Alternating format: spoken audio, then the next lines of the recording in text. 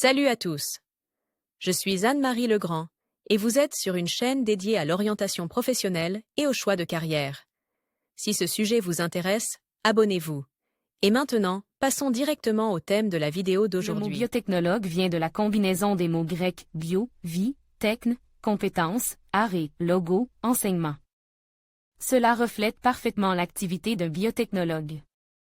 Par ailleurs, le Centre d'orientation professionnelle ProfGuide a récemment mis au point un test d'orientation professionnelle précis, qui vous indiquera les professions qui vous conviennent et vous donnera des indications sur votre type de personnalité et votre intelligence.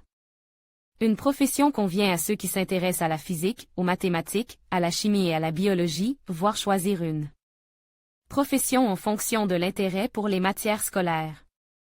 Les spécialistes en biotechnologie utilisent habilement les organismes biologiques vivants, leurs systèmes et processus, en appliquant les méthodes scientifiques du génie génétique pour créer de nouvelles variétés d'aliments, de plantes, de vitamines, de médicaments, ainsi que pour améliorer les propriétés des espèces existantes dans l'environnement végétal et animal, afin qu'elles résistent aux conditions climatiques défavorables, aux parasites et aux maladies. En médecine, les biotechnologues jouent un rôle inestimable dans la création de nouveaux médicaments permettant un diagnostic précoce et un traitement efficace des maladies les plus complexes. Comme toute science, la biotechnologie évolue constamment, atteignant des sommets sans précédent. Ainsi, au cours des dernières décennies, elle s'est naturellement orientée vers le clonage et a remporté certains succès dans ce domaine.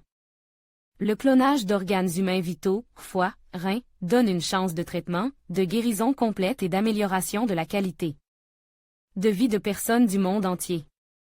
La biotechnologie en tant que science se situe à l'intersection de la biologie cellulaire et moléculaire, de la génétique moléculaire, de la biochimie et de la chimie bioorganique. L'une des caractéristiques du développement de la biotechnologie au XXIe siècle, outre sa croissance rapide en tant que science appliquée, est qu'elle pénétrait toutes les sphères de la vie humaine, contribuant au développement efficace de tous les secteurs de l'économie.